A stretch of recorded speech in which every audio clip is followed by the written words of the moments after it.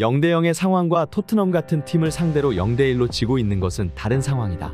우리에게도 기회가 있긴 했다. 다만 우리가 공을 공격 전개 상황에서 잃어버렸을 때 상대팀에 손흥민과 같은 선수가 있다면 그건 매우 어렵게 된다. 토트넘에게 0대 1로 패배한 후 맨시티의 과르디올라 감독은 손흥민의 존재가 부담이 됐다고 하였습니다. 지고 있는 상황에서 손흥민의 존재감, 역습 능력, 돌파를 시도하는 움직임이 맨시티 공격 전개를 어렵게 만들었음을 인정한 셈이죠. 과르디올라가 손흥민을 콕 집어 언급한 적은 이번이 처음이 아닙니다. 지난 21-22 시즌 프리미어리그 26라운드에서 토트넘과 맞붙었을 때도 손흥민을 언급하였죠. 대체 과르디올라는 얼마나 손흥민에게 시달렸길래 이렇게 자주 손흥민을 언급하는 걸까요? 기록을 살펴보면 과르디올라의 심정을 이해할 수 있습니다. 손흥민은 맨시티와 총 16차례 만나 7골 4도움을 올렸죠. 특히 19년도 이후 홈에서 열린 4차례 대결에서는 이번 경기를 제외하고 손흥민이 맨시티를 상대로 모두 득점을 하였습니다. 특히 18-19 시즌 챔피언스리그 8강전에서 토트넘이 맨시티를 만났을 때 손흥민은 2골을 폭발시키며 팀의 4강행을 이끌었죠. 손흥민은 강팀의 강한 선수인데 그 중에서도 특히 맨시티에 더욱 강한 모습을 보여줬습니다. 이 정도 되면 손흥민이 과르디올라 꿈에 나오지 않을까 싶네요.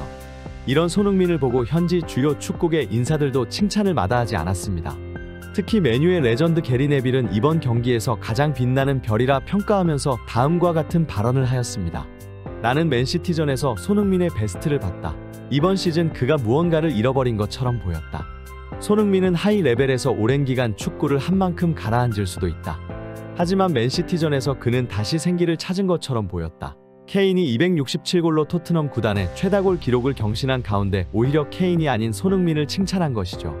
이날 손흥민은 공격 포인트만 없었지 게리 네빌의 말처럼 경기장에서 가장 빛나는 별이었습니다.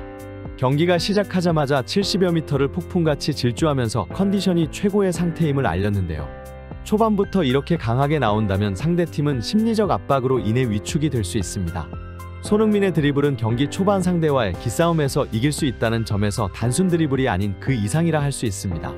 특히 맨시티처럼 라인을 올리는 팀에게는 손흥민 같은 선수가 더욱 부담으로 다가올 수 있죠. 이를 방증하듯 맨시티는 토트넘의 초반 기세에 눌려 강력한 압박을 극복하지 못하고 케인에게 선제골을 내주고 말았고 이는 그대로 결승골이 된 것이죠. 손흥민의 진가는 이뿐만이 아니었습니다. 61분 호이비에르에게 넣어준 스루 패스는 손흥민의 플레이메이킹을 제대로 보여준 장면이었죠. 그간 토트넘은 손흥민과 페리시치의 전술적 불협화음으로 제대로 된 공격이 되지 않았다는 평이 있었죠.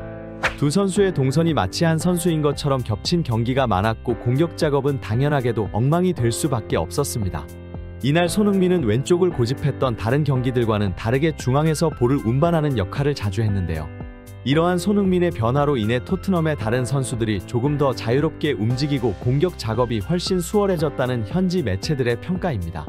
그리고 그 결과로 강팀 맨시티를 상대로 당당하게 승리하였죠.